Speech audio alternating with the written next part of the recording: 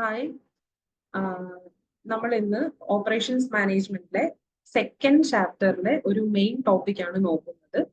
Demand forecasting ആണ് നമ്മുടെ topic എന്ന് പറയുന്നത്. എല്ലാ വർഷവും നമ്മുടെ നടക്കുന്ന 2 എക്സാംസിലും ഉറപ്പായിട്ടും വരുന്ന ഒരു ക്വസ്റ്റ്യൻ ആണ് ഡിമാൻഡ് ഫോർകാസ്റ്റിംഗിൽ നിന്നുള്ള ട്രെൻഡ് പ്രൊജക്ഷൻ എന്ന് പറയുന്നത്. സോ അതാണ് നമ്മുടെ ഇന്നത്തെ ടോപ്പിക് എന്ന് പറയുന്നത്. സോ ആദ്യം നമുക്ക് എന്താണ് ഡിമാൻഡ്, എന്താണ് ഫോർകാസ്റ്റിംഗ്, അതുപോലെ എന്തിനെയാണ് നമ്മൾ ഡിമാൻഡ് ഫോർകാസ്റ്റിംഗ് എന്ന് വിളിക്കുന്നത് എന്ന് നോക്കാം. സോ ഡിമാൻഡ് എന്ന് പറയുന്നത് എന്താണ്? Requirement and desire of consumer to purchase product and service and the willingness and ability to pay for availing the same. So demand എന്ന് പറഞ്ഞാൽ അവിടെ മേജറായിട്ടും വരുന്നത് 3 പോയിന്റ്സ് ആണ്. ഒന്നെന്ന് പറയുന്നത് എന്താണ്? കൺസ്യൂമറിന്റെ ഡിസയർ. ഓക്കെ. പിന്നെ എന്താണ്? ആ പ്രോഡക്റ്റ് വാങ്ങാനുള്ള വില്ലിംഗ്നെസ്സും അതിനുവേണ്ടി ചെലവാക്കാനുള്ള നമ്മുടെ എബിലിറ്റിയും. ഇതിനെയാണ് നമ്മൾ ഡിമാൻഡ് ഫോർകാസ്റ്റിംഗ് എന്ന് പറയുന്നത്. സോ ഒരു പ്രോഡക്റ്റ് വാങ്ങാനുള്ള കൺസ്യൂമറിന്റെ ഡിസയറും അതിനായിട്ട് ചെലവാക്കാനുള്ള താല്പര്യം അല്ലെങ്കിൽ വില്ലിംഗ്നെസ്സും അതുപോലെ ആ പൈസ കൊടുക്കാനുള്ള കഴിവും എബിലിറ്റി, അതിനെയാണ് നമ്മൾ ഡിമാൻഡ് എന്ന് പറയുന്നത്. സോ മെയിൻലി എന്തൊക്കെയാണ്?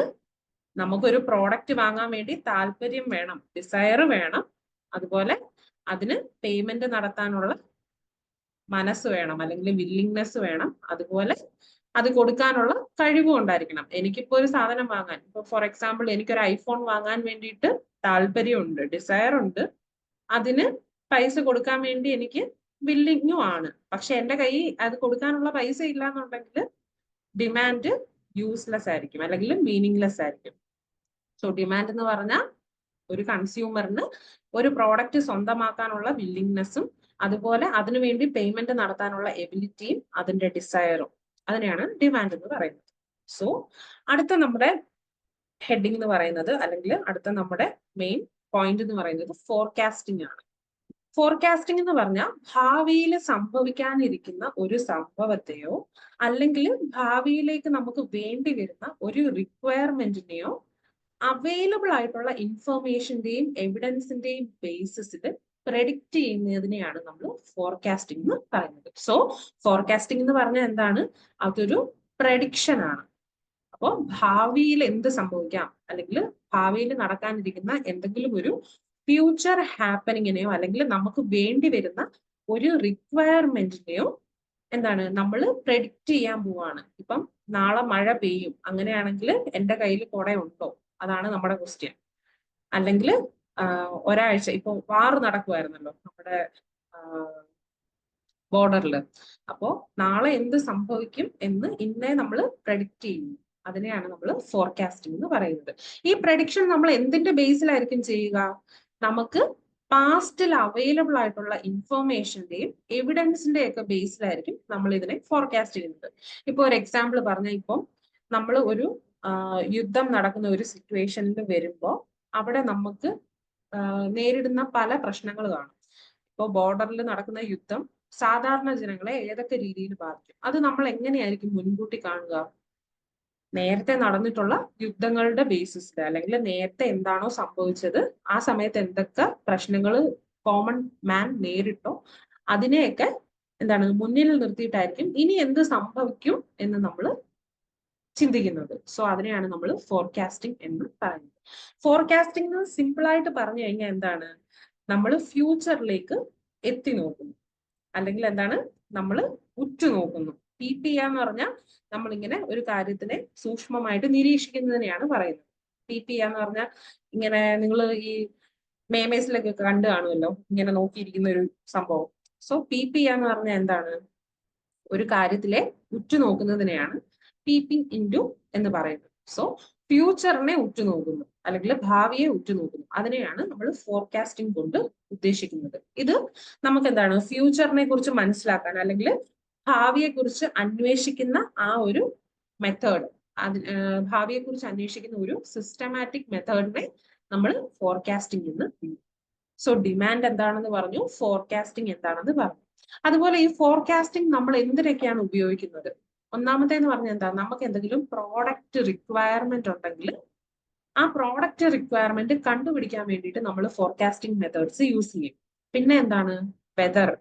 ഇപ്പൊ നമ്മൾ എപ്പോഴും കേൾക്കുന്നതല്ലേ, കാലാവസ്ഥാ നിരീക്ഷണ കേന്ദ്രം ഇങ്ങനെ പ്രഡിക്റ്റ് ചെയ്തു, അടുത്ത ആഴ്ച മഴ പെയ്യാൻ ചാൻസ് ഉണ്ട്, അടുത്ത ആഴ്ച ഭയങ്കര ചൂടായിരിക്കും, യെല്ലോ അലേർട്ട് പ്രഖ്യാപിച്ചു, അല്ലെങ്കിൽ ഓറഞ്ച് അലേർട്ട് പ്രഖ്യാപിച്ചു, റെഡ് അലേർട്ട് പ്രഖ്യാപിച്ചു. ഇതൊക്കെ എന്താണ്, ഈ ഫോർകാസ്റ്റിംഗിന്റെ ബേസിസിലാണ് ഈ അലേർട്ടുകളൊക്കെ അവർ പ്രഖ്യാപിക്കുന്നത്. സോ വെതറിനെ ഫോർകാസ്റ്റ് ചെയ്യാൻ വേണ്ടിയിട്ടും നമ്മൾ ഈ മെത്തേഡ് യൂസ് ചെയ്യാറുണ്ട്. പിന്നെ ഫാഷൻ ട്രെൻഡ്സ്.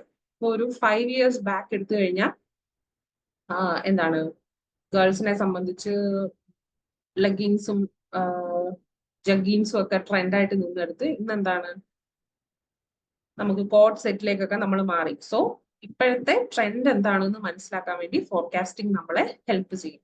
പിന്നെ ടൂറിസ്റ്റ് ഇൻഫ്ലോ, അതെങ്ങനെയാണ്, ഇപ്പോ ഒരു സ്ഥലം പറയട്ടെ, പെട്ടെന്ന് ഒരു സ്ഥലത്തിന്റെ പേര് ഓർമ്മ വരുന്നില്ല. ഓക്കെ, നമുക്ക് വണ്ടർല എടുക്കാം. വണ്ടർല എടുക്കുമ്പോൾ ഒരു വർഷം ജനുവരി തൊട്ട് ഡിസംബർ വരെയുള്ള സമയത്ത് ഓരോ മാസവും അവിടെ വരുന്ന എന്താണ് വിസിറ്റേഴ്സിന്റെ എണ്ണം. ഓക്കെ, അപ്പോ ഇപ്പൊ ജനുവരി, ഫെബ്രുവരി, മാർച്ച് മാസങ്ങളിൽ എത്ര പേര് വരുന്നു, ഒരു ക്വാർട്ടറിൽ എത്ര പേര് വരുന്നു, അടുത്ത ക്വാർട്ടറിൽ എത്ര പേര് വരുന്നു. ഇപ്പം നോർമലി എന്താണ്, വെക്കേഷൻ ടൈമിലൊക്കെ ആള് കൂടുതലായിരിക്കും. സോ എന്താണ്, അവിടുത്തെ പീക്ക് ടൈം എന്ന് പറയുന്നത് മേ ബി ഒരു ഡിസംബർ ടൈം, അല്ലെങ്കിൽ ഏപ്രിൽ മെയ് ടൈം ഒക്കെ ആയിരിക്കും, അല്ലെങ്കിൽ ചൂട് കൂടുതലുള്ള സമയമായിരിക്കും. റെയിനി സീസണിൽ ആരെങ്കിലും ഇങ്ങനെയുള്ള അമ്യൂസ്മെന്റ് പാർക്ക് ഒക്കെ സെലക്ട് ചെയ്യുമോ? മോസ്റ്റ്ലി ആരും സെലക്ട് ചെയ്യില്ല. സോ ഒരു ജൂൺ, ജൂലൈ, ഓഗസ്റ്റ് ആ ഒരു പീരീഡ് വരുമ്പോഴത്തേനും എന്തായിരിക്കും, അങ്ങോട്ടുള്ള ആ ഒരു ആൾക്കാരുടെ ഫ്ലോ കുറയും. സോ ഇങ്ങനെയുള്ള ടൂറിസ്റ്റുകളുടെ ഇൻഫ്ലോ എത്രയാണെന്ന് കണക്കാക്കാനും നമ്മൾ ഫോർകാസ്റ്റിംഗ് യൂസ് ചെയ്യും. ഇതെല്ലാം നമ്മൾ എന്തിന്റെ ബേസിലാണ് ചെയ്തത്, നമുക്ക് പ്രീവിയസ്ലി അറിയാവുന്ന ഡേറ്റയുടെ ബേസിസിലാണ്. സോ അതിനെയാണ് നമ്മൾ ഫോർകാസ്റ്റിംഗ് എന്നുള്ളത് കൊണ്ട് ഉദ്ദേശിക്കുന്നത്. ഇനി അടുത്ത എന്താണ്, ഫ്യൂച്ചർ എന്ന് പറയുന്നത് എപ്പോഴും അൺനോൺ ആണ്. നമുക്കറിയോ നാളെ, ഇപ്പം ഞാൻ ഈ നിമിഷം ഇവിടെ ഇരിക്കുന്നു, ഒരു 10 മിനിറ്റ് കഴിഞ്ഞ് എന്ത് സംഭവിക്കും എനിക്ക് പറയാൻ പറ്റും? ഇല്ല. ഫ്യൂച്ചർ എന്ന് പറയുന്നത് എപ്പോഴും അൺപ്രഡിക്റ്റബിൾ ആണ്, അൺനോൺ ആണ്. അപ്പോ നമുക്ക് മുന്നേ ഉണ്ടായിരുന്ന, അല്ലെങ്കിൽ നമ്മുടെ ബിസിനസ് ലീഡേഴ്സ് എന്താണ് ചെയ്തത്, സിസ്റ്റമാറ്റിക്കും സയന്റിഫിക്കും ആയിട്ടുള്ള മെത്തേഡ്സ് യൂസ് ചെയ്ത് ഫ്യൂച്ചറിനെ അവര് പ്രെഡിക്റ്റ് ചെയ്തു, അല്ലെങ്കിൽ ഫ്യൂച്ചർ എങ്ങനെ ആയിരിക്കും എന്നുള്ളതിനെ ഒരു സയന്റിഫിക് അനാലിസിസ് അവർ നടത്തി.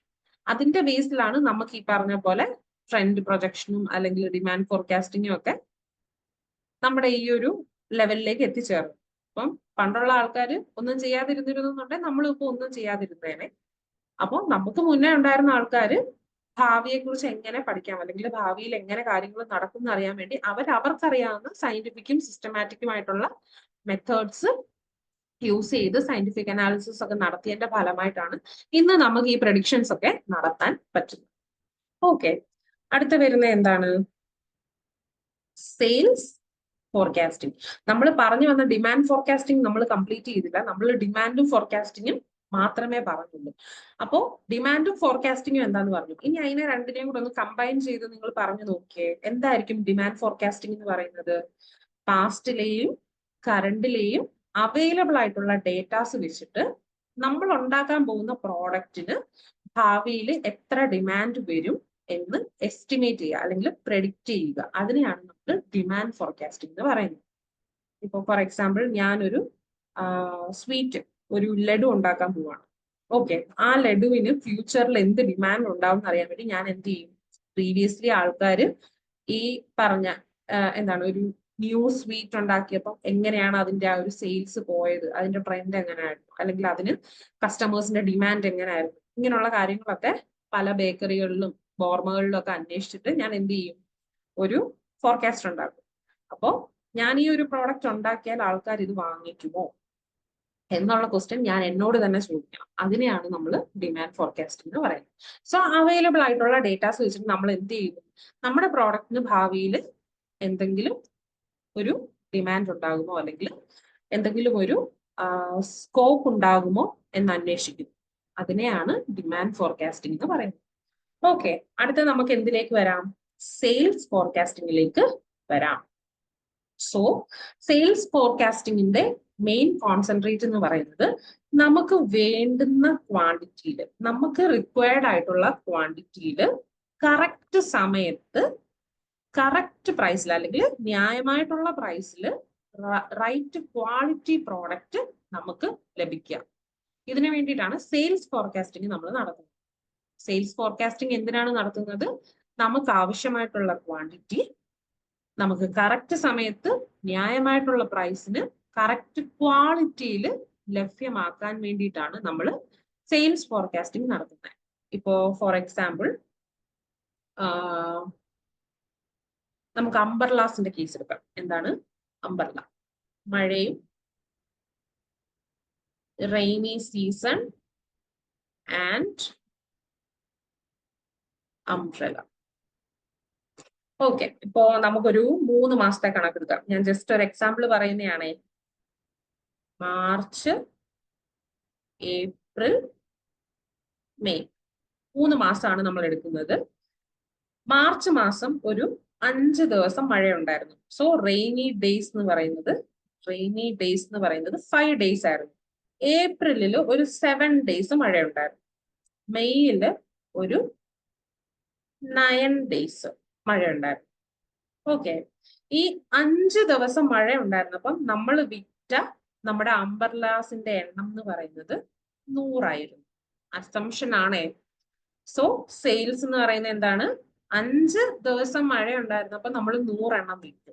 7 ദിവസം മഴ ഉണ്ടായിരുന്നപ്പോൾ നമ്മൾ 150 എണ്ണം വിറ്റു. 9 ദിവസം മഴ ഉണ്ടായിരുന്നപ്പോൾ നമ്മൾ 250 എണ്ണം വിറ്റു. ഓക്കെ, ഇനി നമ്മൾ എന്താണ് പ്രഡിക്റ്റ് ചെയ്യാൻ പോകുന്നത്? ജൂണില് ഇത്ര ദിവസം എക്സ് ദിവസം മഴ ഉണ്ടായാൽ എത്ര എണ്ണം വിറ്റുപോകും? ഓക്കെ, ഇതിനെയാണ് നമ്മൾ സെയിൽസ് ഫോർകാസ്റ്റിംഗ് എന്ന് പറയുന്നത്. എന്ന് വെച്ചാൽ ഇത്രയും ദിവസം നമ്മൾ എത്രയാണോ വിറ്റത് അതിന്റെ ബേസിൽ നെക്സ്റ്റ് നമുക്ക് എത്ര ആവശ്യമായിട്ട് വരാം.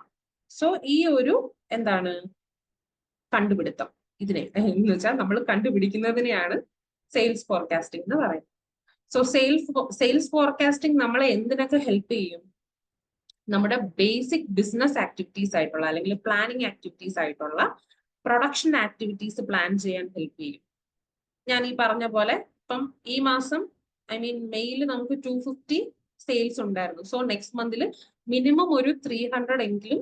ജൂൺ എന്ന് പറയുന്നത് മഴയുടെ മാസമാണ്. സോ എന്തായാലും മഴ കൂടത്തേ ഉള്ളൂ. സോ നമ്മൾ എന്ത് ചെയ്യാണ്? കഴിഞ്ഞ മാസം പ്രൊഡ്യൂസ് ചെയ്തതിന്റെ ഇത്ര പെർസെന്റേജ് കൂടി നമ്മൾ പ്രൊഡ്യൂസ് ചെയ്യണം എന്ന് നമ്മൾ ഫോർകാസ്റ്റ് ചെയ്യാണ്. സോ ഇങ്ങനെയുള്ള പ്രൊഡക്ഷൻ ആക്ടിവിറ്റീസ് പ്ലാൻ ചെയ്യാനും അത് പ്രകാരം കാര്യങ്ങൾ നടത്താനും നമുക്ക് സെയിൽസ് ഫോർകാസ്റ്റിംഗ് ഹെൽപ്പ് ചെയ്യും. പ്രൈസിങ് പോളിസി എന്താണ്? നമുക്കൊരു പ്രോഡക്റ്റിനെ പ്രൈസ് ചെയ്യാൻ വേണ്ടിയിട്ട് ഹെൽപ്പ് ചെയ്യും. ഇപ്പോ ഡിമാൻഡ് ഉള്ള ഒരു പ്രോഡക്റ്റ് ആണ് നമ്മൾ പ്രൊഡ്യൂസ് ചെയ്യാൻ പോകുന്നതെന്നുണ്ടെങ്കിൽ നമുക്ക് എന്താണ് ഭയങ്കര ഹൈ പ്രൈസ് വെച്ച ആൾക്കാർ വാങ്ങിക്കുമോ? ഇല്ല. സോ ഒരു മോഡറേറ്റ് പ്രൈസ് ഒക്കെ ഫിക്സ് ചെയ്യാൻ വേണ്ടിയിട്ട് അല്ലെങ്കിൽ ആ ഒരു പ്രോഡക്റ്റിന് എന്ത് പ്രൈസ് വരുമെന്ന് ഫോർകാസ്റ്റ് ചെയ്യാൻ നമ്മുടെ ഈ സെയിൽസ് ഫോർകാസ്റ്റിംഗ് നമ്മളെ ഹെൽപ്പ് ചെയ്യും. പിന്നെ നമ്മുടെ മറ്റു പ്രോഗ്രാം പോളിസീസും സ്ട്രാറ്റജീസും ഒക്കെ പ്ലാൻ ചെയ്യാൻ വേണ്ടി നമ്മളെ ഹെൽപ്പ് ചെയ്യും. പിന്നെ എന്താണ്? പേഴ്സണൽ പോളിസീസ് എന്ന് പറഞ്ഞാൽ നമ്മുടെ എംപ്ലോയീസുമായിട്ട് റിലേറ്റ് ചെയ്തിട്ടുള്ള പോളിസീസ് ഒക്കെ ഫിക്സ് ചെയ്യാൻ വേണ്ടി. എന്ന് പറഞ്ഞാൽ ഇപ്പം പ്രൊഡക്ഷൻ കൂടുമ്പോഴത്തേനും നമുക്ക് എന്താണ് ഇത് പ്രൊഡ്യൂസ് ചെയ്യാനുള്ള വർക്ക് ഫോഴ്സ് വേണം. അപ്പൊ അവരെ റിക്രൂട്ട് ചെയ്യാൻ വേണ്ടിയിട്ട് നമുക്ക് ഫോർകാസ്റ്റിംഗ് ഹെൽപ്പ് ചെയ്യും. അതുപോലെ ഇപ്പോൾ നമ്മുടെ ട്രിവാൻഡ്രത്തുള്ള ഓഫീസിൽ ഡിമാൻഡ് ഇപ്പൊ ഇച്ചിരി ട്രിവാൻഡ്രം ലൊക്കാലിറ്റിയിൽ ഇപ്പം ഡിമാൻഡ് ഇച്ചിരി കുറവാണ്. ആലപ്പുഴ ലൊക്കാലിറ്റിയിൽ ഡിമാൻഡ് കുറച്ച് കൂടുതലാണ്. സോ നമ്മൾ എന്ത് ചെയ്യും? ട്രിവാൻഡ്രത്ത് ഉണ്ടായിരുന്ന ഒരു 30% എംപ്ലോയീസിനെ നമ്മൾ ആലപ്പുഴയിലേക്ക് ട്രാൻസ്ഫർ ചെയ്തു. സോ ഇങ്ങനെയുള്ള ട്രാൻസ്ഫർ ഡിസിഷൻസ് എടുക്കാൻ വേണ്ടിയിട്ട് എന്ത് ഹെൽപ്പ് ചെയ്യും? സെയിൽസ് ഫോർകാസ്റ്റിംഗ് ഹെൽപ്പ് ചെയ്യും. പിന്നെ നമ്മുടെ എംപ്ലോയീസിന് വേണ്ടുന്ന പ്രമോഷൻ കൊടുക്കാനും അവർക്ക് വേണ്ടുന്ന ട്രെയിനിങ്ങും അവർക്ക് വേണ്ടുന്ന വേജ് ഒക്കെ ഫിക്സ് ചെയ്യാനും ഒക്കെ ഈ പറഞ്ഞ സെയിൽസ് ഫോർകാസ്റ്റിംഗ് നമ്മളെ ഹെൽപ്പ് ചെയ്യും. ഇങ്ങനത്തെ കാര്യങ്ങൾ എന്ന് വെച്ചാൽ ബിസിനസ് റിലേറ്റഡ് ആയിട്ടുള്ള എല്ലാ ഡിസിഷൻസും പ്ലാൻ ചെയ്യാൻ വേണ്ടി സെയിൽസ് ഫോർകാസ്റ്റിംഗ് നമ്മളെ ഹെൽപ്പ് ചെയ്യും. സോ എന്താണ്? നമുക്ക് ആവശ്യമായിട്ടുള്ള ക്വാണ്ടിറ്റിയിൽ നമുക്ക് വേണ്ടുന്ന പ്രോഡക്റ്റ് കറക്റ്റ് ടൈമിൽ കറക്റ്റ് പ്രൈസിൽ കറക്റ്റ് ക്വാളിറ്റിയിൽ നമുക്ക് എത്തിച്ചു തരാൻ വേണ്ടി അല്ലെങ്കിൽ നമുക്ക് പ്രൊഡ്യൂസ് ചെയ്യാൻ വേണ്ടി നമ്മുടെ സെയിൽസ് ഫോർകാസ്റ്റിംഗ് നമ്മളെ ഹെൽപ്പ് ചെയ്യും. സോ നമ്മൾ ഇത്രയും നേരം പറഞ്ഞുകൊണ്ടിരുന്നത് ഡിമാൻഡ് എന്താണ്, ഫോർകാസ്റ്റിംഗ് എന്താണ്, ഡിമാൻഡ് ഫോർകാസ്റ്റിംഗ് എന്താണ്, സെയിൽസ് ഫോർകാസ്റ്റിംഗ് എന്താണ്, ഇങ്ങനെ 4 ടോപ്പിക്കാണ്. നെക്സ്റ്റ് വരുന്നത് നമ്മുടെ ഡിമാൻഡ് ഫോർകാസ്റ്റിംഗിന്റെ ആവശ്യകത എന്താണ്, ഈ ഡിമാൻഡ് ഫോർകാസ്റ്റിംഗ് കൊണ്ട് എന്ത് ഗുണമാണ് നമുക്കുള്ളത്, അതാണ് നമ്മൾ നെക്സ്റ്റ് നോക്കാൻ പോകുന്നത്. ഓക്കെ, സോ ഫസ്റ്റ് എന്താണ്, demand decides the existence of any business. Business ഏതോ ആയിക്കൊള്ളട്ടെ, ഡിമാൻഡ് ആണ് ആ ബിസിനസ് നിലനിൽക്കണമോ വേണ്ടയോ എന്ന് തീരുമാനിക്കുന്നത്. സോ ഒരു ബിസിനസിന്റെ നിലനിൽപ്പ് എന്തിനെ ബേസ് ചെയ്താണ് ഇരിക്കുന്നത്, ഡിമാൻഡിനെ ബേസ് ചെയ്തിട്ടാണ്. ഇപ്പോ ഡിമാൻഡ് ഇല്ലാത്ത ഒരു പ്രോഡക്റ്റ് പ്രൊഡ്യൂസ് ചെയ്ത് ആ ഒരു ബിസിനസിന് നിലനിൽപ്പുണ്ടോ, ഇല്ല, അത് പൊട്ടിപ്പാളിസായി പോകും. സോ എന്താണ് ഇപ്പോഴത്തെ കറണ്ട് സിറ്റുവേഷനിൽ ഏത് പ്രോഡക്റ്റിന് എന്താണ് ആണ് സ്കോപ്പ് ഉള്ളത് എന്ന് കണ്ടുപിടിച്ചിട്ട് ആ പ്രോഡക്റ്റ് പ്രൊഡ്യൂസ് ചെയ്താൽ മാത്രമേ നമുക്ക് എന്തുള്ളൂ, എക്സിസ്റ്റൻസ് ഉള്ളൂ. സോ ഡിമാൻഡ് ആണ് നമ്മുടെ ബിസിനസിന്റെ എക്സിസ്റ്റൻസിനെ ഡിസൈഡ് ചെയ്യുന്നത്. രണ്ടാമത് എന്താണ് പറയുന്നത്, it helps in performing production and service planning. So production നടത്താനും അതുപോലെ സർവീസ് പ്രൊവൈഡ് ചെയ്യാനുള്ള പ്ലാനിങ് ചെയ്യാനും ഒക്കെ നമ്മളെ എന്ത് ഹെൽപ്പ് ചെയ്യും, ഡിമാൻഡ് ഫോർകാസ്റ്റിംഗ് ഹെൽപ്പ് ചെയ്യും. സോ പ്രൊഡക്ഷൻ നടത്താനും സർവീസ് പ്രൊവൈഡ് ചെയ്യാനുമുള്ള പ്ലാനിങ് നടത്താൻ ഡിമാൻഡ് ഫോർകാസ്റ്റിംഗ് നമ്മളെ ഹെൽപ്പ് ചെയ്യും. പിന്നെ എന്താണ്, ഇൻവെന്ററി ഡിസിഷൻസ് എടുക്കാൻ വേണ്ടിയിട്ട് ഹെൽപ്പ് ചെയ്യും. എന്ന് വെച്ചാൽ നമ്മൾ എത്ര റോ മെറ്റീരിയൽ പർച്ചേസ് ചെയ്ത് സ്റ്റോക്ക് ചെയ്യണം, നമ്മുടെ റീഓർഡറിംഗ് ലെവൽ ഏത് ലെവലിലായിരിക്കണം, നമുക്ക് എന്താണ് സ്റ്റോക്ക് ഔട്ട് സിറ്റുവേഷൻസ് വരാതെ എങ്ങനെ മാനേജ് ചെയ്യാൻ പറ്റും, ഇതൊക്കെ എങ്ങനെയാണ് ഡിമാൻഡുമായിട്ട് റിലേറ്റ് ചെയ്തിരിക്കുന്നത്. ഒരു പ്രോഡക്റ്റിന് ഡിമാൻഡ് ഉണ്ടെന്നുണ്ടെങ്കിൽ നമ്മൾ വാങ്ങിക്കുന്ന റോ മെറ്റീരിയൽ എന്താണ്, പെട്ടെന്ന് നമ്മൾ ഫിനിഷ്ഡ് പ്രോഡക്റ്റ് ആക്കും, അത് പെട്ടെന്ന് എന്താണ് മാർക്കറ്റിലേക്ക് നമ്മൾ കൊടുത്തോണ്ടേയിരിക്കും, അല്ലെങ്കിൽ മാർക്കറ്റിങ്ങിന് വേണ്ടി അല്ലെങ്കിൽ വിൽക്കാൻ വേണ്ടിയിട്ട് നമ്മൾ സെൻഡ് ചെയ്തുകൊണ്ടേയിരിക്കും. സോ വീണ്ടും റോ മെറ്റീരിയലിന്റെ ആവശ്യം വരും. സോ എന്താണ് ഇടയ്ക്കിടയ്ക്ക് നമ്മളിങ്ങനെ അത് റീഫിൽ ചെയ്തുകൊണ്ടിരിക്കേണ്ടി വരും, ആ ഒരു സ്റ്റോക്ക് ലെവൽ എന്ന് പറയുന്നത്. സോ എന്താണ് ഇൻവെന്ററി ഡിസിഷൻസ് എടുക്കാൻ വേണ്ടിയിട്ട് നമ്മളെ ഡിമാൻഡ് ഫോർകാസ്റ്റിംഗ് ഹെൽപ്പ് ചെയ്യും. പിന്നെയോ ഡിസൈഡ് ഫെസിലിറ്റി സെലക്ഷൻ. ഫെസിലിറ്റി എന്നുള്ളത് കൊണ്ട് ഇവിടെ ഉദ്ദേശിക്കുന്നത് നമ്മുടെ ഫാക്ടറിയുടെ ആ ഒരു ഏരിയ എങ്ങനെ വേണം, അത് ഇൻഡെപ്ത് ആയിട്ട് നമുക്ക് മുന്നോട്ടുള്ള ചാപ്റ്റേഴ്സിൽ വരുന്നുണ്ട്. സോ നമ്മുടെ ആ ഒരു പ്ലാന്റ് എങ്ങനെ ഇരിക്കണം, നമ്മൾ ആ പ്രോഡക്റ്റ് പ്രൊഡ്യൂസ് ചെയ്യാൻ പോകുന്ന പ്ലാന്റ് ഏത് മോഡലിലായിരിക്കണം ഇരിക്കേണ്ടത്, അതിന്റെ location I mean geographic conditions എങ്ങനെ ആയിരിക്കണം, ആ ഒരു പ്ലാന്റിൽ ആവശ്യമായിട്ടുള്ള ലേ ഔട്ട് എങ്ങനെ ആയിരിക്കണം, ഇങ്ങനെയുള്ള ഡിസിഷൻസ് എടുക്കണം. അപ്പോൾ ഫെസിലിറ്റി സെലക്ഷന് വേണ്ടിയിട്ടും ഡിമാൻഡ് ഫോർകാസ്റ്റിംഗ് ഹെൽപ്പ് ചെയ്യും. ഞാനൊരു കുഞ്ഞ് എക്സാമ്പിൾ പറയാം. നമുക്കൊരു 1,00,000 യൂണിറ്റ് മേളിൽ പറഞ്ഞ അംബർലയാണ് പ്രൊഡ്യൂസ് ചെയ്യേണ്ടതെന്ന് വിചാരിക്കാം. സോ നമ്മൾ നമ്മുടെ ഫാക്ടറി സെലക്ട് ചെയ്യുമ്പോൾ അല്ലെങ്കിൽ നമ്മുടെ പ്ലാന്റ് സെലക്ട് ചെയ്യുമ്പോൾ ഈ 1,00,000 ക്വാണ്ടിറ്റി ഉണ്ടാക്കാനുള്ള ഫെസിലിറ്റി ഉള്ളിടം വേണ്ടേ നമ്മൾ സെലക്ട് ചെയ്യാൻ. അപ്പോ നമുക്ക് വേണ്ടുന്ന നമ്മുടെ പ്രൊഡക്ഷന്റെ ഒരു എയിം എന്താണോ അത് കവർ ചെയ്യാനുള്ള ഫെസിലിറ്റി നമുക്ക് എവിടെ ഉണ്ടായിരിക്കണം, നമ്മുടെ പ്ലാന്റിൽ ഉണ്ടായിരിക്കണം.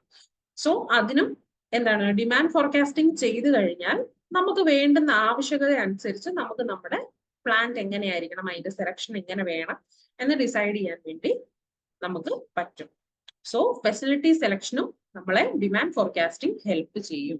പിന്നെ എന്താണ്, പ്രോസസ് ഡിസൈൻ ചെയ്യാൻ വേണ്ടിയിട്ട് ഹെൽപ്പ് ചെയ്യും. എന്ന് വെച്ചാൽ നമ്മുടെ പ്രൊഡക്ഷൻ പ്രോസസ് എങ്ങനെ ആയിരിക്കണം, ഒരു product from the raw material to the end, I mean raw material തൊട്ടിട്ട് ഫിനിഷ്ഡ് പ്രോഡക്റ്റ് ആകുന്നവരെ ആ ഒരു റോ മെറ്റീരിയൽ ഏതൊക്കെ പ്രോസസ്സുകളിലൂടെ കടന്നു പോകണം, അതെങ്ങനെയൊക്കെയാണ് എന്ന് മനസ്സിലാക്കാൻ വേണ്ടിയിട്ട് നമ്മുടെ ഈ ഡിമാൻഡ് ഫോർകാസ്റ്റിംഗ് നമ്മളെ ഹെൽപ്പ് ചെയ്യും.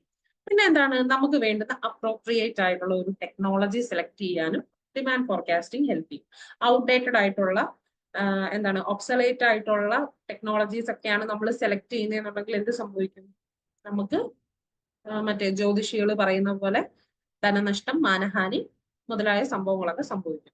സോ നമ്മുടെ ടെക്നോളജി ഇപ്പം AI കാലത്ത് നമ്മൾ ജീവിക്കുമ്പോൾ നമ്മൾ സെലക്ട് ചെയ്യുന്ന ടെക്നോളജിയും അതിനെ കോമ്പീറ്റ് ചെയ്യുന്നതായിരിക്കണം.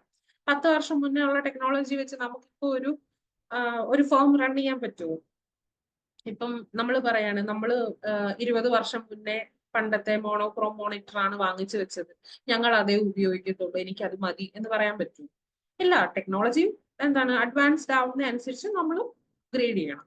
സോ ഇങ്ങനെയുള്ള അപ്രോപ്രിയേറ്റ് ആയിട്ടുള്ള ടെക്നോളജി സെലക്ട് ചെയ്യാനും ആര് നമ്മളെ ഹെൽപ്പ് ചെയ്യും? ഡിമാൻഡ് ഫോർകാസ്റ്റിംഗ് നമ്മളെ ഹെൽപ്പ് ചെയ്യും. സോ ഡിമാൻഡ് ഫോർകാസ്റ്റിംഗിന്റെ ആവശ്യകത എന്താണ്? ഡിമാൻഡ് ഫോർകാസ്റ്റിംഗ് ഇല്ലെങ്കിൽ ബിസിനസ്സേ ഇല്ല. നമ്മുടെ ബിസിനസിന്റെ ഓരോ മേജർ ഡിസിഷൻ എടുക്കാനും ഡിമാൻഡ് ഫോർകാസ്റ്റിംഗ് നമ്മളെ ഹെൽപ്പ് ചെയ്യും. നമ്മുടെ ഫോർകാസ്റ്റിംഗ് ആക്യുറേറ്റ് അല്ല എന്നുണ്ടെങ്കിൽ എന്ത് സംഭവിക്കും? Absence of a accurate forecast leads to break of an organization. So നമ്മുടെ ഫോർകാസ്റ്റിംഗ് ആക്യുറേറ്റ് ആണെങ്കിൽ അതൊരു ഓർഗനൈസേഷൻ ബിൽഡ് ചെയ്യാൻ അല്ലെങ്കിൽ ഒരു കമ്പനി മേക്ക് ചെയ്യാൻ വേണ്ടി, നിർമ്മിക്കാൻ വേണ്ടി ഹെൽപ്പ് ചെയ്യും. പക്ഷെ അത് തെറ്റിപ്പോയാലോ ഓട്ടോമാറ്റിക്കലി കമ്പനി കൂട്ടിപ്പോകും. സോ നമ്മൾ സെലക്ട് ചെയ്യുന്ന അല്ലെങ്കിൽ നമ്മൾ യൂസ് ചെയ്യുന്ന മെത്തേഡ് കറക്റ്റ് അല്ലെങ്കിൽ, നമ്മുടെ ആക്യുറേറ്റ് ആയിട്ടുള്ള ഫോർകാസ്റ്റ് അല്ല എങ്കിൽ എന്ത് സംഭവിക്കും? സിമ്പിൾ ആയിട്ട് പറഞ്ഞാൽ കമ്പനി കൂട്ടിപ്പോകാനും പൊട്ടിപ്പോകാനും ചാൻസ് കൂടുതലാണ്. സോ എന്താണ്, നമ്മൾ സെലക്ട് ചെയ്യുന്ന മെത്തേഡും നമ്മൾ ചെയ്യുന്ന ഫോർകാസ്റ്റിങ്ങും ആക്യുറേറ്റ് ആണെങ്കിൽ മാത്രമേ ഈ പറഞ്ഞ പോലെ എന്താണ് നമുക്ക് ബിസിനസിന്റെ ഡിമാൻഡ് കണ്ടുപിടിക്കാനും അതുവഴി ബിസിനസിന്റെ എക്സിസ്റ്റൻസിലേക്കും അതിന്റെ സക്സസിലേക്കും പോകാനും സാധിക്കത്തുള്ളൂ. പിന്നെ നമുക്ക് ഈ ഫോർകാസ്റ്റിങ്ങിന് ഹെൽപ്പ് ചെയ്യുന്ന സോഴ്സ് ഓഫ് ഇൻഫർമേഷൻ എവിടെ നിന്ന് കിട്ടും? അതാണ് അടുത്ത് കൊടുത്തേക്കുന്നത്. ഇപ്പോ ഞാനൊരു ബിസിനസ് തുടങ്ങാൻ വേണ്ടി വരുമ്പോൾ ഞാൻ ആ ഏരിയയിൽ പുതിയ ആളായിരിക്കും. ഞാൻ പറഞ്ഞല്ലോ, ഞാനിപ്പോ അംബ്രല്ല ബിസിനസ് തുടങ്ങാൻ വേണ്ടി പോവാണ്. ഞാൻ ആദ്യമായിട്ടാണ് അംബ്രല്ല ബിസിനസ് ചെയ്യാൻ പോകുന്നത്. സോ അതിന്റെ ഡിമാൻഡ് എങ്ങനെയാണ്, അല്ലെങ്കിൽ ഞാനിപ്പോ പ്രൊഡ്യൂസ് ചെയ്ത് കഴിഞ്ഞാൽ ആൾക്കാർ എങ്ങനെ വാങ്ങിക്കും, അതിന്റെ പ്രൈസിങ് എങ്ങനെ ചെയ്യണം, ഇങ്ങനെയുള്ള കാര്യങ്ങളെ പറ്റിയിട്ടൊന്നും എനിക്ക് ഒരു ധാരണയും ഉണ്ടായിരിക്കത്തില്ല. ഈ ധാരണ നമുക്ക് എവിടുന്ന് ഉണ്ടാക്കി എടുക്കാൻ പറ്റും? അതിനുള്ള ഇൻഫർമേഷൻ നമുക്ക് എവിടുന്ന് കിട്ടും? ഈ താഴെ പറയുന്നിടത്തുനിന്ന് കിട്ടും. ഒന്നെന്താണ്? Market report. നമ്മൾ തന്നെ ഇറങ്ങി മാർക്കറ്റിന്റെ ഒപ്പീനിയൻ എടുക്കുക, അല്ലെങ്കിൽ ഈ ഇൻഡസ്ട്രി ബേസിസിലൊക്കെ മാർക്കറ്റ് റിപ്പോർട്ട്സ് പബ്ലിഷ് ചെയ്യും, അതിൽ നിന്നും നമുക്ക് എടുക്കാം. പിന്നെ എന്താണ്? Sales force opinion. Sales force എന്ന് പറയുന്ന ആരാണ്? നമ്മുടെ സെയിൽസ്മാൻമാരും സെയിൽസ് വിമൻ ഒക്കെ ഇല്ലേ, അവരുടെ ഒപ്പീനിയൻ എടുക്കുക. ഇപ്പം നമ്മൾ ഒരു കടയിൽ ചെന്ന് കഴിഞ്ഞാൽ നമ്മൾ ചോദിക്കും, ഇതാണ് എനിക്കൊരു അംബ്രല്ല വേണം. അവരെത്ര ടൈപ്പ് അംബ്രല്ല ഉണ്ട്, ഏതൊക്കെ കളറിലുണ്ട്, ഏതൊക്കെ സൈസിലുണ്ട്, 3 ഫോൾഡ് ഉണ്ട്, 6 ഫോൾഡ് ഉണ്ട്, 2 ഫോൾഡ് ഉണ്ട്, വലിയ അംബ്രല്ല ഉണ്ട് എന്നൊക്കെ പറഞ്ഞ് അവര് നമുക്ക് എന്ത് പറഞ്ഞു തരും? എന്തൊക്കെ അവൈലബിൾ ആയിട്ടുണ്ടോ അതിന്റെ എല്ലാ ഡീറ്റെയിൽസും പറഞ്ഞു തരും. സോ നമുക്ക് ഇൻഫർമേഷൻ കിട്ടാനുള്ള ഒരു നെക്സ്റ്റ് സോഴ്സ് എന്ന് പറയുന്നത് സെയിൽസ് ഫോഴ്സ് ആണ്. മൂന്നാമത്തെ എന്ന് പറയുന്നത് എക്സ്പേർട്സിന്റെ വ്യൂ. എക്സ്പേർട്സ് എന്ന് പറയുന്ന ആരാണ്? മാർക്കറ്റ് സ്റ്റഡി ഒക്കെ നടത്തുന്ന ആൾക്കാർ. ഇപ്പം വർഷങ്ങളായിട്ട് ഇപ്പം നമ്മൾ സ്റ്റോക്കിന്റെ കേസ് എടുത്തു കഴിഞ്ഞാൽ സ്റ്റോക്കിനെ കുറിച്ച് കണ്ടിന്യൂസ് ആയിട്ട് ഒബ്സർവ് ചെയ്തിരിക്കുന്ന ഒരാൾക്ക് സ്റ്റോക്കിന്റെ വില കയറുന്നതും കുറയുന്നതും ഒക്കെ കറക്റ്റ് ആയിട്ട് അറിയാൻ പറ്റും. അതുപോലെ തന്നെയാണ് ഓരോ ഫീൽഡിലും എന്താണ് എക്സ്പേർട്ട് ആയിട്ടുള്ള ആൾക്കാർ. അവർക്ക് കറക്റ്റ് ആയിട്ട് അറിയാൻ പറ്റും എങ്ങനെയാണ് ഇനിയത്തെ ട്രെൻഡ്, ഇനി ഈ ഒരു ബിസിനസ് ചെയ്താൽ നമ്മൾ മെച്ചപ്പെടുവോ അതോ വലിയ ലാഭമൊന്നും ഉണ്ടാക്കാൻ പറ്റത്തില്ലേ. അപ്പോൾ നമുക്ക് എന്ത് ചെയ്യാം? ഇൻഫർമേഷൻ കിട്ടാൻ വേണ്ടി ഇങ്ങനെയുള്ള എക്സ്പേർട്സിന്റെ ഒപ്പീനിയനും എടുക്കാം. പിന്നെ എന്താണ്? Industry report. അപ്പൊ ഞാൻ പറഞ്ഞ എന്താണ്? അംബ്രല്ല ബിസിനസ് ആണ്. സോ അംബ്രല്ല ഇൻഡസ്ട്രിയുടെ റിപ്പോർട്ട്സ് കാണും.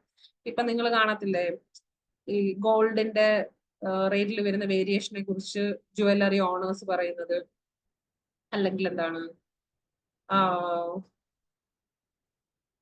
പിന്നെന്താണ് അങ്ങനെ എന്ന് വെച്ചാൽ അതാത് ഇൻഡസ്ട്രീസ് ഡിപ്പെൻഡ് ചെയ്യും. അവര് പറയുമല്ലോ ഇനിയത്തെ ട്രെൻഡ് എന്തായിരിക്കും എന്നുള്ളത്.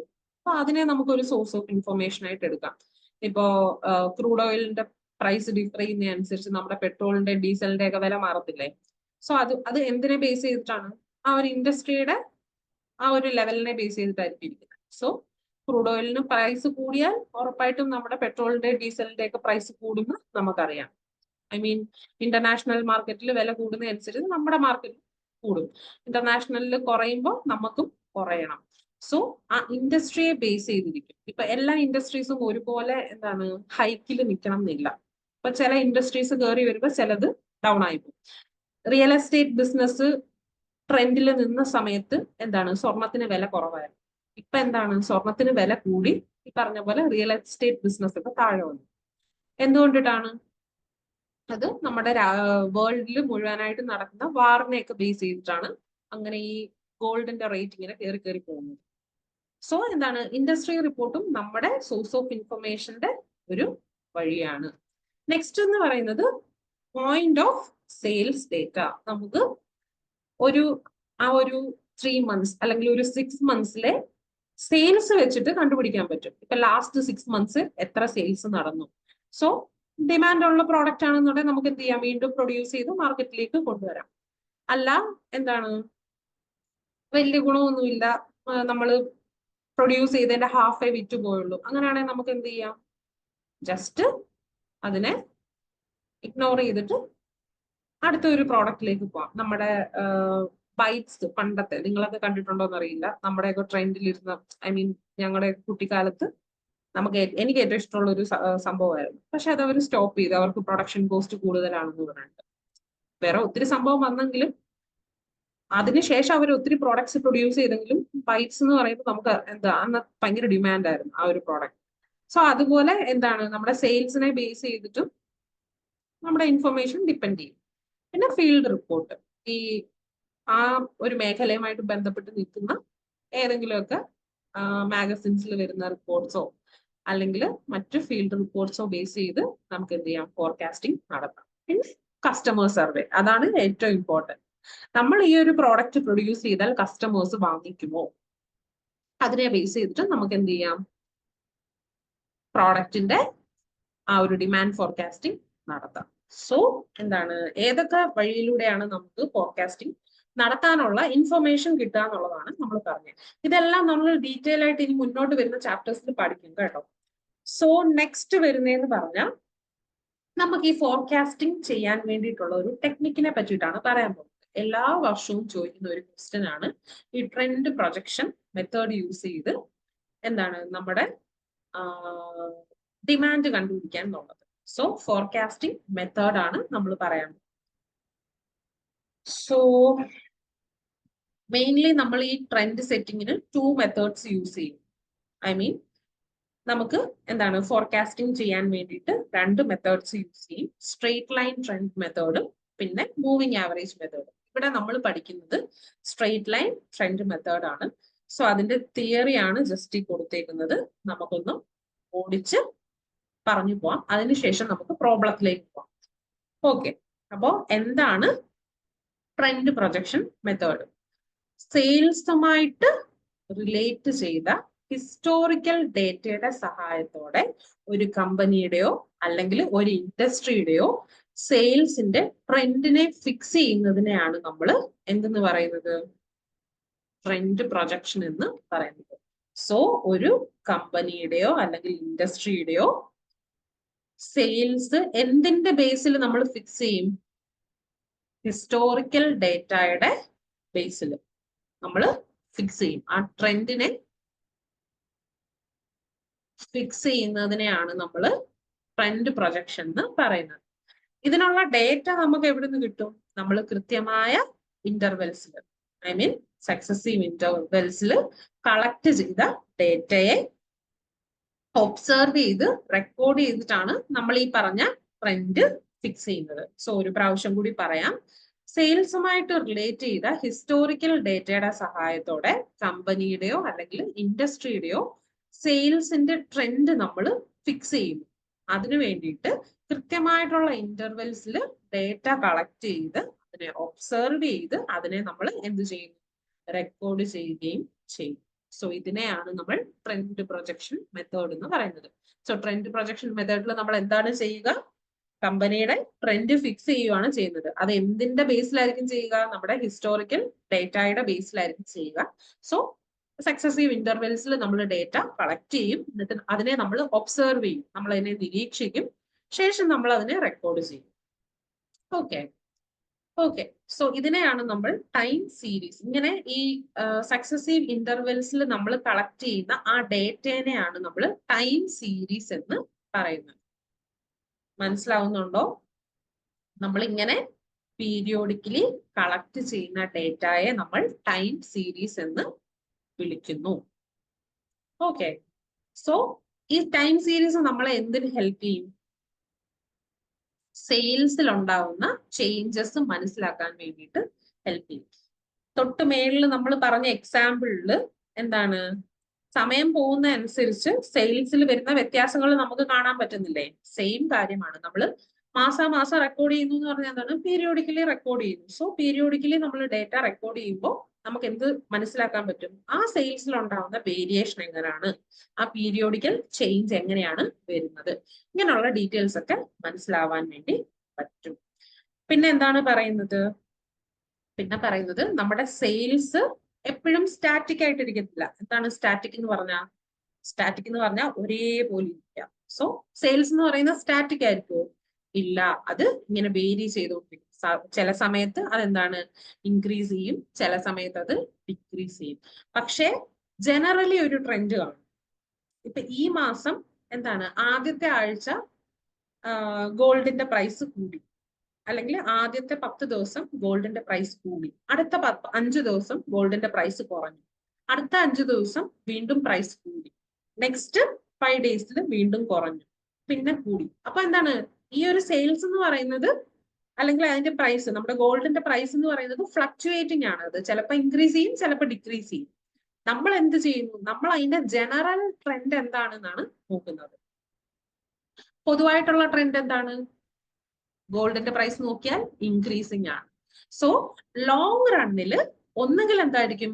അപ്വേർഡ് ട്രെൻഡ് ആയിരിക്കും, അല്ലെങ്കിൽ ഡൗൺവേർഡ് ട്രെൻഡ് ആയിരിക്കും. അപ്വേർഡ് ട്രെൻഡ് എന്ന് പറഞ്ഞാൽ പ്രൈസ് അല്ലെങ്കിൽ ഡിമാൻഡ് കൂടി കൂടി പോകുന്നതിനെ. ഡൗൺവേർഡ് ട്രെൻഡ് എന്ന് പറഞ്ഞാൽ എന്താണ്? പ്രൈസോ ഡിമാൻഡോ ഒക്കെ കുറഞ്ഞു കുറഞ്ഞു വരുന്നതിനെ. സോ ഇങ്ങനെ ലോങ് റണ്ണിൽ ജനറൽ ആയിട്ട് വരുന്ന ആ ഒരു ട്രെൻഡ് എന്താണോ അതിനെയാണ് നമ്മൾ സെക്യുലർ ട്രെൻഡ് എന്ന് വിളിക്കുന്നത്. ഇതാണ് സെക്യുലർ ട്രെൻഡ് എന്ന് വിളിക്കുന്നത്. സോ എന്താണ് സെയിൽസ് എന്ന് പറയുന്നത്?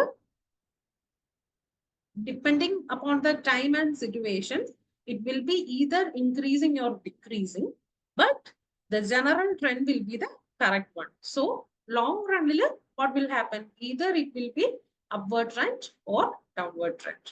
Okay, രണ്ട് വഴിയിലും കൂടെ പോകാൻ പറ്റില്ല, അപ്വേർഡും ഡൗൺവേർഡും പോകാൻ പറ്റില്ല. ഒരു 6 months എടുത്താൽ എന്താണ്, drastically the price is increasing, അതാണ് കാര്യം. സോ നമ്മൾ ഈ ഒരു സെക്യുലർ ട്രെൻഡ് അല്ലെങ്കിൽ ട്രെൻഡ് ഫിറ്റ് ചെയ്യാൻ വേണ്ടിയിട്ട് മെയിൻലി യൂസ് ചെയ്യുന്നത് രണ്ട് മെത്തേഡ്സ് ആണ്. ഞാൻ നേരത്തെ പറഞ്ഞല്ലോ, സ്ട്രെയിറ്റ് ലൈൻ മെത്തേഡും മൂവിങ് ആവറേജ് മെത്തേഡും. ഇവിടെ നമ്മൾ പഠിക്കാൻ പോകുന്നത് സ്ട്രെയിറ്റ് ലൈൻ മെത്തേഡാണ്. ഓക്കെ, ഇക്വേഷനും കാര്യങ്ങളും ഒക്കെ എന്താണെന്ന് പറഞ്ഞിട്ട് നമുക്കൊരു ക്വസ്റ്റ്യൻ ചെയ്ത് നോക്കാം, അപ്പൊ ക്ലിയർ ആവും.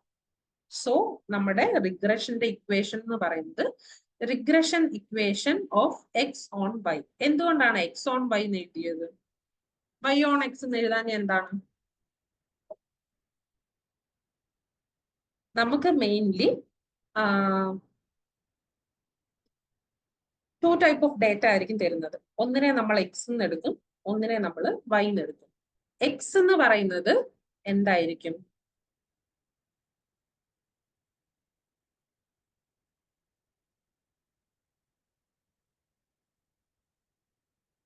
ഇൻഡിപെൻഡന്റ് വേരിയബിൾ ആയിരിക്കും. വൈ എന്ന് പറയുന്നത് ഡിപ്പെൻഡന്റ് വേരിയബിൾ ആയിരിക്കും. ഓക്കെ, സോ റിഗ്രഷൻ ഇക്വേഷനിലെ എക്സിനും വൈക്കും ഓരോ മീനിങ് ഉണ്ട്. നമ്മള് എക്സ് എന്ന് പറയുന്നത് നമുക്ക് എന്താണെന്ന് അറിയാം, എക്സ് എന്താണെന്ന് നമുക്ക് അറിയാം, അത് ഒരു ഇൻഡിപെൻഡന്റ് വേരിയബിൾ ആണ്. എക്സിനെ ബേസ് ചെയ്തിട്ടാണ് വൈ നമ്മൾ കണ്ടുപിടിക്കുന്നത്. സോ അതുകൊണ്ടാണ്, അല്ലെങ്കിൽ നമ്മൾ പ്രെഡിക്റ്റ് ചെയ്യാൻ പോകുന്നത് എന്തിനെയാണ്? വൈയെയാണ് നമ്മൾ പ്രെഡിക്റ്റ് ചെയ്യാൻ പോകുന്നത്. സോ അതുകൊണ്ടാണ് നമ്മൾ വൈ ആദ്യം എഴുതുന്നത്. ഈ എക്സ് ഓൺ വൈ എന്ന് നമ്മൾ എഴുതുന്നതിന്റെ ഇലാബറേഷൻ എന്ന് പറയുന്നത് വൈ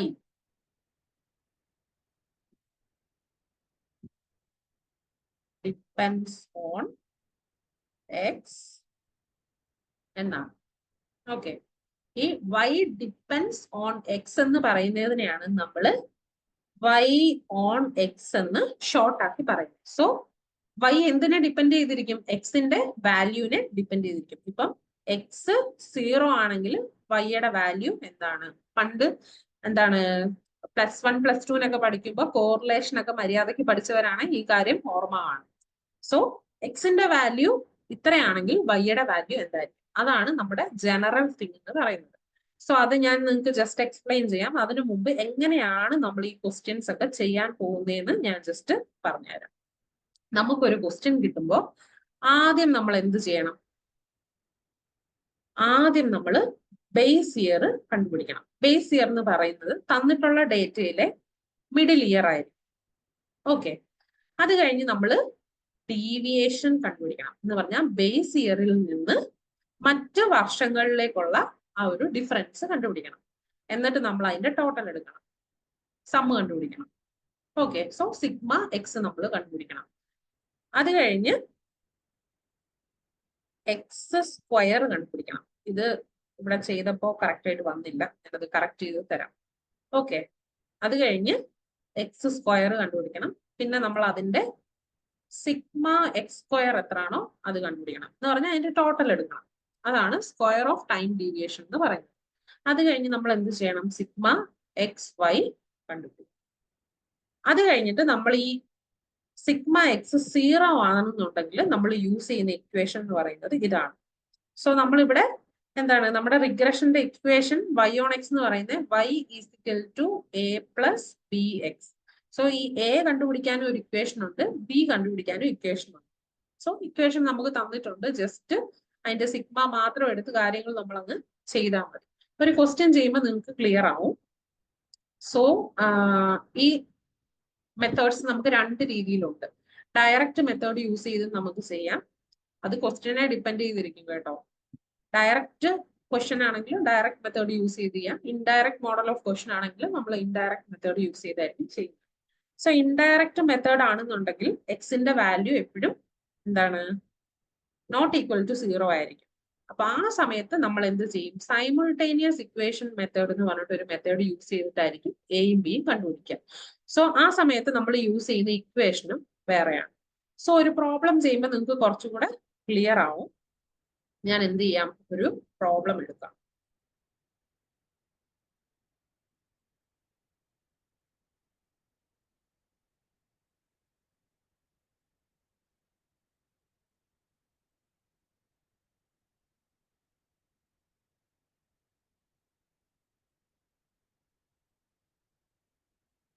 സോ ഇതാണ് നമ്മുടെ ക്വസ്റ്റ്യൻ. വിസിബിൾ ആണല്ലോ അല്ലേ? സോറി.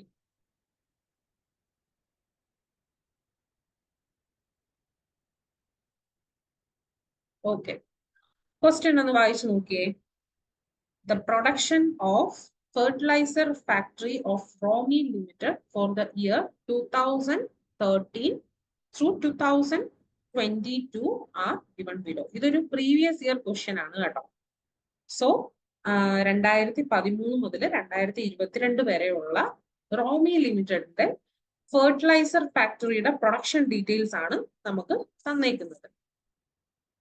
ഇയർ തന്നിട്ടുണ്ട്, പ്രൊഡക്ഷൻ തന്നിട്ടുണ്ട്. നമ്മളോട് എന്താണ് പറയുന്നത്? Fit a straight line by method of least square. ഞാൻ രണ്ടാമത് പറഞ്ഞ എന്താണ്? സൈമിൾട്ടേനിയസ് ഇക്വേഷൻ മെത്തേഡ് യൂസ് ചെയ്ത് ചെയ്യേണ്ടതാണ്.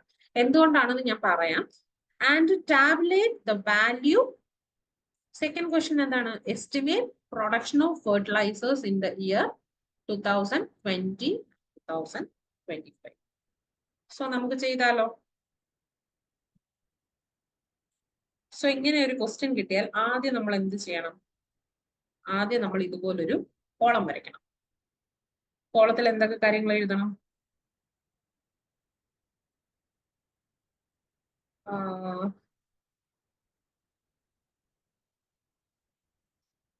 ഫസ്റ്റ് കോളത്തിൽ ഇവിടെ തന്നിരിക്കുന്ന ഇയർ തന്നെ എടുത്തെഴുതുക.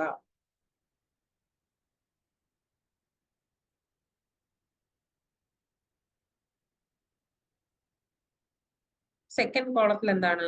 പ്രൊഡക്ഷൻ. പ്രൊഡക്ഷനെ നമ്മൾ എന്തായിട്ട് എടുക്കും?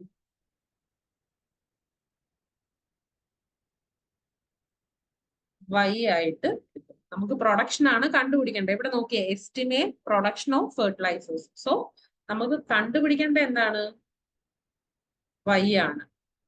അത് കഴിഞ്ഞ് എന്താണ്, നമുക്ക് എക്സ് സ്ക്വയർ കണ്ടുപിടിക്കണം, എക്സ് ഇൻറ്റു വൈ കണ്ടുപിടിക്കണം. സോ ഇവിടെ നമുക്ക് മിസ് ചെയ്യുന്ന ഒരു കാര്യം എന്താണ്, എക്സ് ആണ്. സോ എക്സും നമ്മൾ കണ്ടുപിടിക്കണം. സോ ഇയർ ഇവിടെ തന്നിട്ടുണ്ട് 2013, 2015, 2016, 2017, 2018, 2019, 2022. ഇനി എക്സ് എങ്ങനെയാണ് കണ്ടുപിടിക്കുന്നതെന്ന് പറഞ്ഞുതരാം. സോ ഇവിടെ നിങ്ങൾ നോക്കിയേ, ഇതിനകത്ത് ഏതാണ് മിഡിൽ ഇയർ? ഇവിടെ എത്ര എണ്ണം ഉണ്ട്? 1, 2, 3, 4, 5, 6, 7. സോ ഇതിലെ മിഡിൽ ഏതായിരിക്കും? ഈ 2017 ആയിരിക്കും. ഇതെല്ലാം മിഡിൽ ആണ്. അങ്ങോട്ട് എന്താണ്, ടോട്ടല് 7 ആണ്. 7 ഡിവൈഡഡ് ബൈ അതിന്റെ ഹാഫ് എടുത്താൽ, ഐ മീൻ 2 എടുത്താൽ അതിന്റെ ഹാഫ് എത്ര വരും? ഒരു 3.5 വരും. 3.5 എന്ന് പറഞ്ഞൊരു വാല്യൂ ഇല്ലാത്തത് കൊണ്ട് നമ്മൾ എന്താണ്, അതിന്റെ മിഡായിട്ട് വരുന്ന അല്ലെങ്കിൽ കറക്റ്റ് നടുക്ക് വരുന്ന ആ ഒരു ഇയറിനെ ബേസ് ഇയർ ആയിട്ട് എടുക്കും. സോ ഇതാണ് നമ്മുടെ ബേസ് ഇയർ. ഓക്കെ, ഇനി നമ്മൾ എന്ത് ചെയ്യണം? എക്സിന്റെ വാല്യൂ കണ്ടുപിടിക്കാൻ വേണ്ടി ഈ ബേസ് ഇയർ ഇയേഴ്സിൽ നിന്ന് മൈനസ് ചെയ്യണം. സോ ഫസ്റ്റ് നമ്മൾ എന്ത് ചെയ്യണം? 2013 മൈനസ് 2017 എന്താണോ അതിവിടെ ഇതാണ്. അടുത്തത് എന്താണ്? 2015 മൈനസ് 2017. 2013 മൈനസ് 17 എന്ത് വരും? -4 വരും. ഇങ്ങനെ തന്നെ എടുക്കണം കേട്ടോ. എന്ന് പറഞ്ഞാൽ ഇയർ മൈനസ് ബേസ് ഇയർ. എന്തെടുക്കണം? സോറി, ഇങ്ങോട്ട് ഇയർ മൈനസ് ബേസ് ഇയർ, അല്ലെങ്കിൽ നമ്മുടെ ആൻസർ തെറ്റിപ്പോകും. അതുകൊണ്ടാണ്. So year minus base year എന്നുള്ള രീതിയിൽ എഴുതുക. ഞാൻ ജസ്റ്റ് ആൻസർ മാത്രം ഫില്ല് ചെയ്യാമേ. സോ 2013 മൈനസ് 2017 -4 വരും. 2015 മൈനസ് 2017 -2 വരും. 2016 മൈനസ് 17 -1 വരും. 2017 മൈനസ് 17 0 വരും. 2018 മൈനസ് 17 1 വരും. 2019 മൈനസ് 17 2 വരും. 2022 മൈനസ് 17 5 വരും. സോ എന്ത് ചെയ്യുക? നമുക്ക് എക്സ് കിട്ടി. ഇനി എന്ത് ചെയ്യണം? സിഗ്മ എക്സ് കണ്ടുപിടിക്കണം. എത്ര വരും എന്ന് നോക്കിയേ.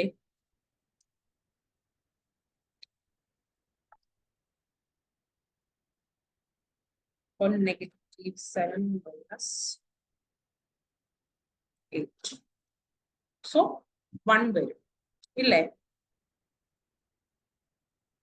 5 + 2 7 + 1 8.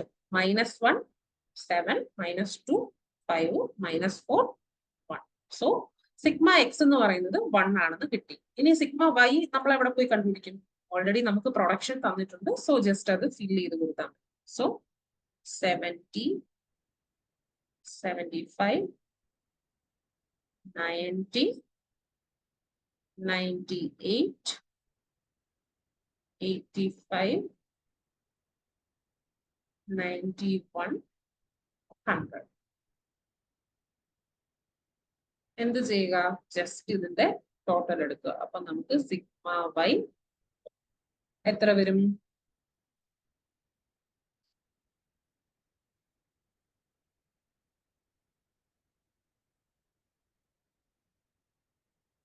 609 വരും. 609.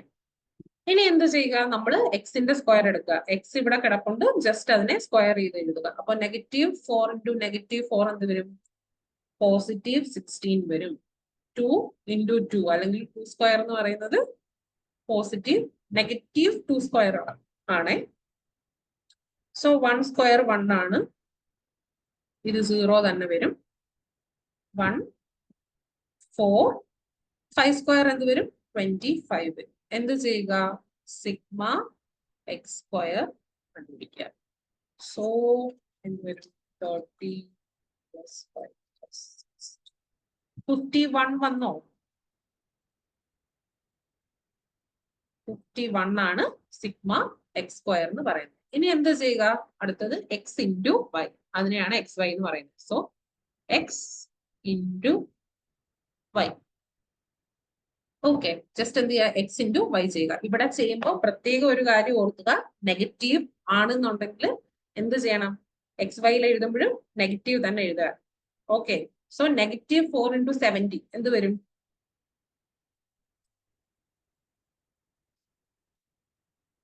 നെഗറ്റീവ് 280 വരും. അടുത്ത 75 into -2 നെഗറ്റീവ് 150 വരും. 90 into -1 എന്ത് വരും? നെഗറ്റീവ് 90 അല്ലെങ്കിൽ -90 വരും. 98 into 0 0 വരും. 85 into 1 85 വരും. 91 into 2 182 വരും. 100 into 5 500 വരും. സോ എന്താണ്? സിഗ്മ എക്സ് വൈ എന്ത് വരും? ഈ സിഗ്മ കൊണ്ട് എന്താ ഉദ്ദേശിക്കുന്നതെന്ന് മനസ്സിലായല്ലോ. ജസ്റ്റ് അതിനെ ആഡപ്പ് ചെയ്തെടുക്കുക, അത്രേ ഉള്ളൂ. സോ നെഗറ്റീവ് വരുമ്പോ എന്ത് ചെയ്യണം? നെഗറ്റീവ്സ് ഒക്കെ കുറച്ചോണം കേട്ടോ. So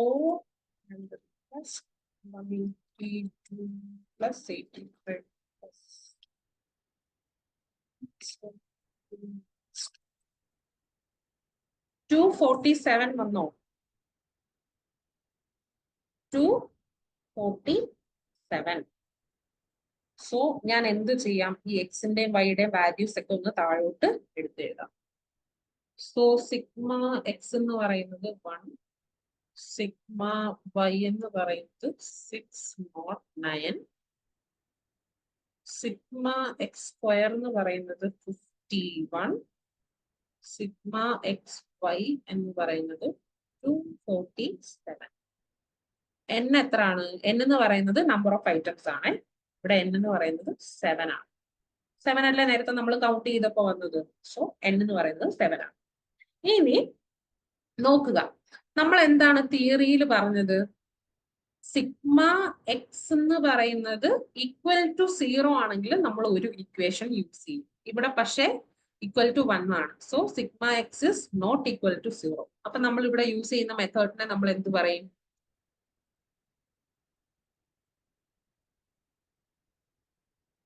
simultaneous equation method. Okay, simultaneous equation method use ചെയ്യാൻ വേണ്ടിയിട്ട് നമുക്ക് എന്തുണ്ട്? ഇക്വേഷൻ ഉണ്ട്. സോ ജസ്റ്റ് ഞാൻ ആ ഇക്വേഷൻ ഇങ്ങോട്ട് എടുത്തെഴുതുക. So sigma y is equal to n into a plus b sigma x. ഇനി sigma x y is equal to a sigma x plus b sigma x square. ഈ രണ്ട് equation solve ചെയ്യുമ്പോൾ നമുക്ക് എന്താണ്? എയുടെയും ബിയുടെയും ഒക്കെ വാല്യൂ കിട്ടും. സോ അപ്പൊ നമുക്ക് ജസ്റ്റ് നമ്മുടെ എന്താണ്? y is equal to a plus bx എന്ന് പറയുന്ന ഇക്വേഷനിലോട്ട് എടുത്തിട്ടാൽ മതി. ഓക്കെ, അപ്പോ ഞാൻ ജസ്റ്റ് ഇത് ഫില്ല് ചെയ്ത് കൊടുക്കട്ടെ. നമുക്കിവിടെ കുറച്ച് കാര്യങ്ങളൊക്കെ നമുക്ക് ഇവിടുന്ന് അറിയാമല്ലോ. സോ നമുക്ക് എന്ത് ചെയ്യാം? ജസ്റ്റ് അത് ഫില്ല് ചെയ്ത് കൊടുക്കാം. സോ സിഗ്മ എക്സ് എന്ന് പറയുന്നത്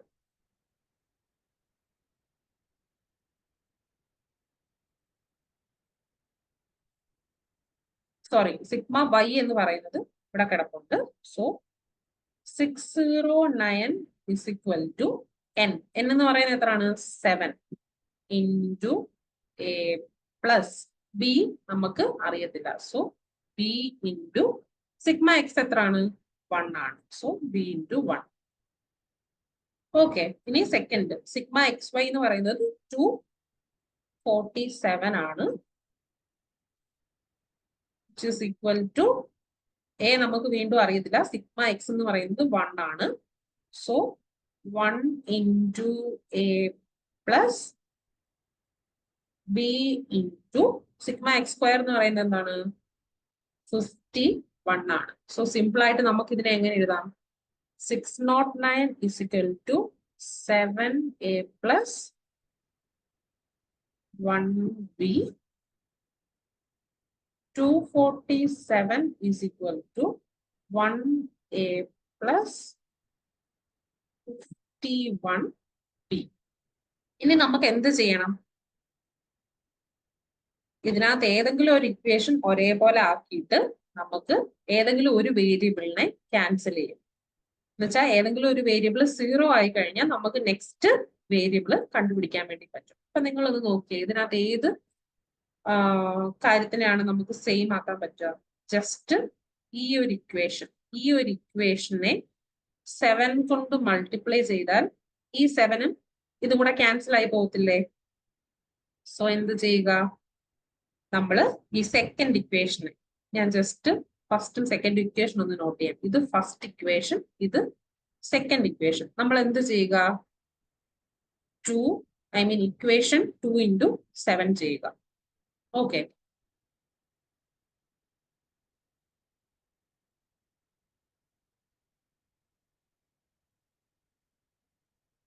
എന്ത് വരും?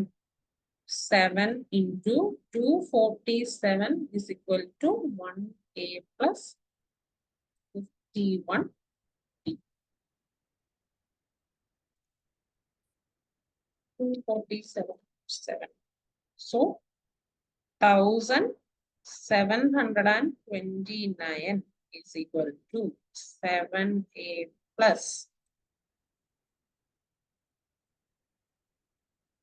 357b.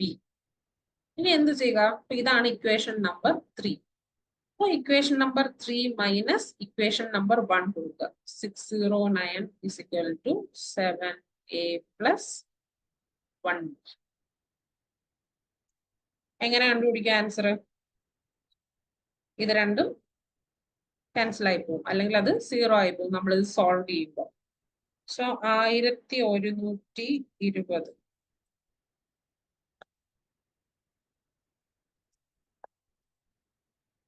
is equal to 0 plus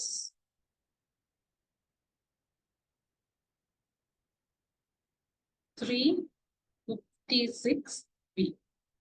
ഈ ഇക്വേഷനിൽ നിന്ന് നമുക്ക് സുഖമായിട്ട് ബിയുടെ വാല്യൂ കണ്ടുപിടിച്ചൂടെ? So b is equal to 1120 divided by 356. എന്ത് വരും?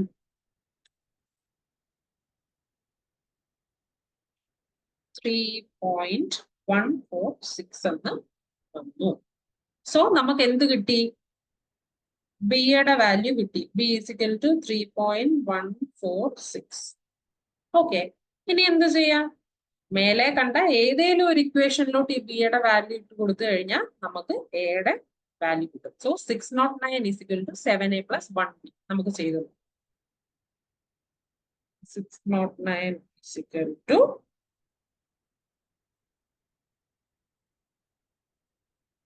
7a plus 1b. ബിയുടെ വാല്യൂ നമുക്കറിയാം. So 609 is equal to 7a plus 1 into 3.146. So 7a is equal to 609. എന്ത് പറ്റും? ഇത് ഇപ്പുറത്ത് പോകുമ്പോൾ മൈനസ് ആവും. 3.146. So a is equal to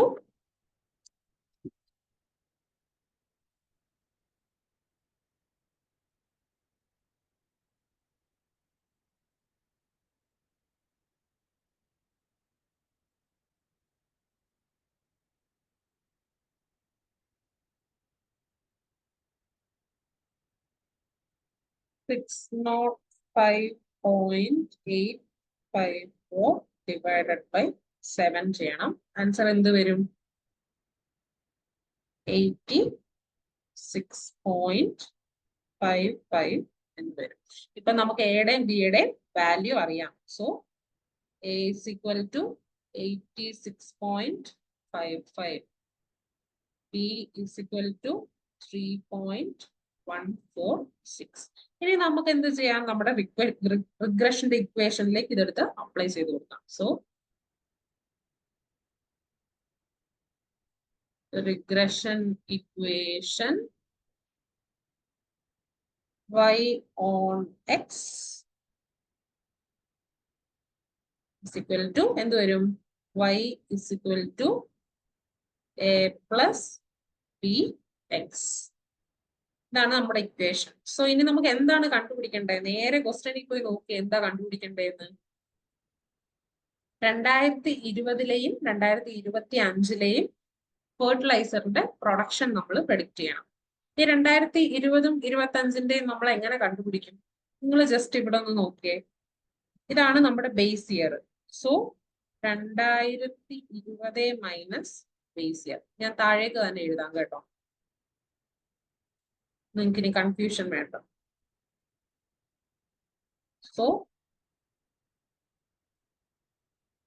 നമുക്ക് കണ്ടുപിടിക്കേണ്ടത് y 2020 ആണ്, എന്നുവെച്ചാൽ പ്രൊഡക്ഷൻ ഓൺ 2020. നമുക്ക് ഈ എക്സ് എങ്ങനെ കണ്ടുപിടിക്കാം? എക്സ് ഇസ് ഇക്വൽ ടു നമ്മുടെ year minus base year. Year ഇവിടെ എന്താണ്? 2020 ആണ്. സോ 2020 മൈനസ് 2017 എന്ത് വരും? 3 എന്ന് വരും. അടുത്ത നമുക്ക് എന്ത് കണ്ടുപിടിക്കണം? y is equal to 2025 കണ്ടുപിടിക്കണം. So x is equal to 2025 minus 2017 എന്ത് വരും? 8 എന്ന് വരും. സോ എന്താ ചെയ്താൽ മതി? ജസ്റ്റ് ഇക്വേഷൻ ഫിൽ ചെയ്ത് കൊടുത്താൽ മതി. സോ എയുടെ വാല്യൂ എന്താണ്? 86.55. So 86.55 plus 3 into 3.146 എന്ത് വരും? 86.55 plus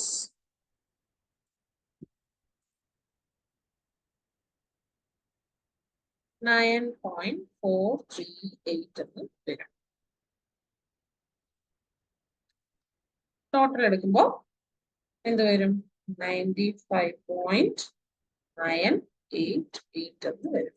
അപ്പൊ ഇതാണ് നമ്മുടെ പ്രൊഡക്ഷൻ ഫോർ 2020. സെയിം മെത്തേഡിൽ തന്നെയാണ് ഇതും സോൾവ് ചെയ്യുക. എന്ത് ചെയ്യുക? 86.55 plus 8 into 3.146 which is equal to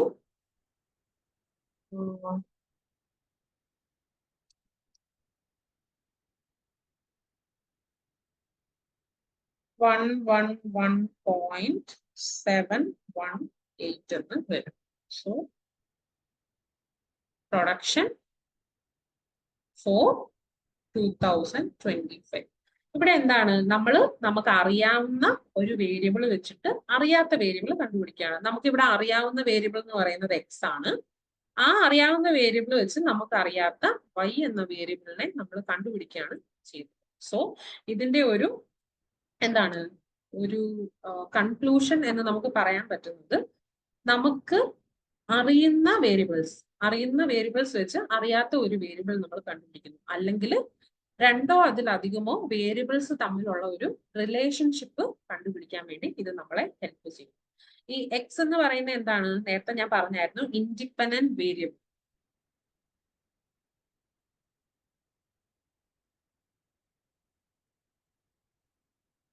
അല്ലെങ്കിൽ ഇതിനെ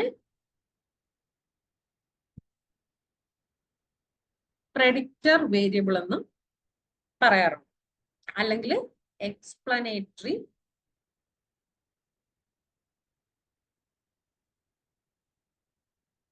വേരിയബിൾ എന്നും പറയാറുണ്ട്.